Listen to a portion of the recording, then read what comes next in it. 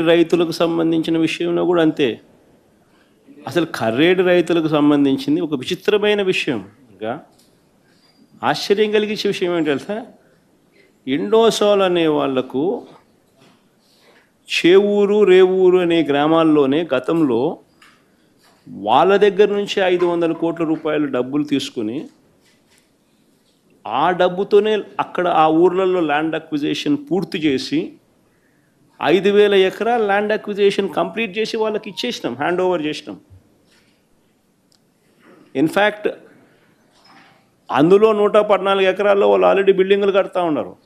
Already 1,200 కోట్లు ఖర్చు పెట్టి 1 గిగాబైట్కి సంబంధించిన ప్రాజెక్టు కూడా అక్కడ ఆల్రెడీ స్టార్ట్ అయిపోయింది.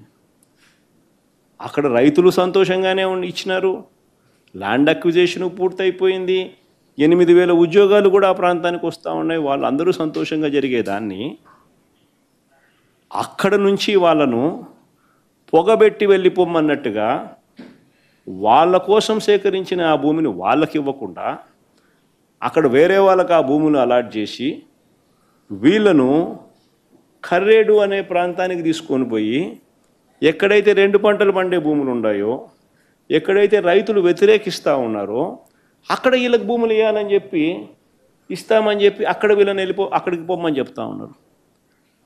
అక్కడ వాళ్ళ రైతులకు ఇష్టంగా లేరు, భూములు అక్కడ నిజంగా అడగడం ధర్మం కాదు.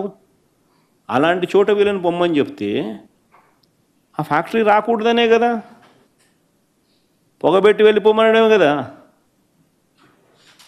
మరి ఇది 42,000 కోట్ల పెట్టుబడులు, 8,000 మందికి ఉద్యోగాలు వచ్చే అవకాశాలు, ఇవన్నీ మీరు ఏం చేస్తూ ఉన్నారు?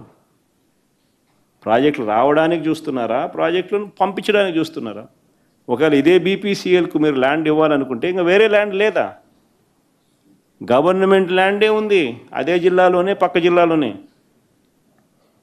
ఇదే కృష్ణపట్నంలోనే ఇదే ఈనాడు రామోజీరావు గారి వియ్యంకుడికే 10,000 ఎకరాలు ఉన్నాయి. ఇవ్వచ్చు కదా, పక్కనే ఉంది. ఇంకా ప్రకాశం జిల్లాలో గవర్నమెంట్ ల్యాండే కొన్ని వేల ఎకరాలు ఉంది, ఇంకా అక్కడ ఇవ్వచ్చు కదా.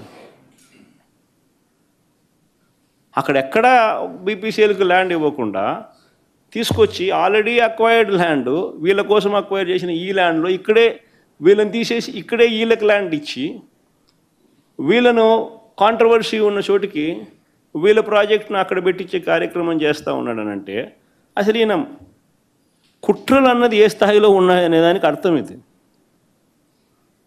పరిశ్రమలను ప్రోత్సహించడానికి ఈ మనిషి లేడు. పారిశ్రామికవేత్తలను బెదిరించి వాళ్ళతో సొమ్ము చేసుకునే దానికి ఈయన ఉన్నాడు.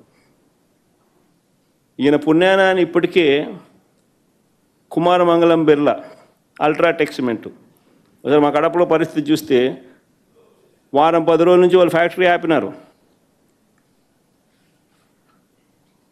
ఇలా కావాల్సిన కాంట్రాక్ట్ లేయడం లేదని. కర్నూలులో వీళ్ళు అల్ట్రాటెక్ వాళ్ళు ఫ్యాక్టరీ కడతా ఉన్నారు. దాని కాంట్రాక్టర్ ఎవడు అని అంటే సాక్షాత్తు అక్కడ మంత్రి బీటీ జనార్దన్ రెడ్డి. వాళ్ళ మంత్రికి ఆ కాంట్రాక్ట్ వర్క్ లేకపోతే పని జరగదు. ఆ దాల్మియా సిమెంట్ పరిస్థితి అంతే. కాంట్రాక్టర్లు అందరినీ కూడా మొత్తం వీళ్ళ మనుషులు తీసుకొని వచ్చి పెట్టినారు. పెడితేనే వర్కులు జరుగుతాయి, పని జరుగుతాయి, లేకపోతే లా. జిందాల్ వాళ్ళు ఎన్నికి వెళ్ళిపోయినారు, తప్పుడు కేసులు బిగించి వాళ్ళను బెదరగొట్టేసరికి. అరవిందో వాళ్ళు నమస్కారం పెడతా ఉన్నారు, చంద్రబాబు నాయుడు నీకు నమస్కారం అని. కేవలం బెదిరించి వాళ్ళ దగ్గర నుంచి బ్లాక్మెయిల్ చేసి సొమ్ము చేసుకోవడం కోసమే చంద్రబాబు నాయుడు అనే వ్యక్తి ఉన్నాడు. పరిశ్రమలు రావాలని, దానివల్ల ఉద్యోగాలు రావాలని, దానివల్ల ప్రాంతానికి మంచి జరగాలనే ఉద్దేశం చంద్రబాబు ఎక్కడా లేదు.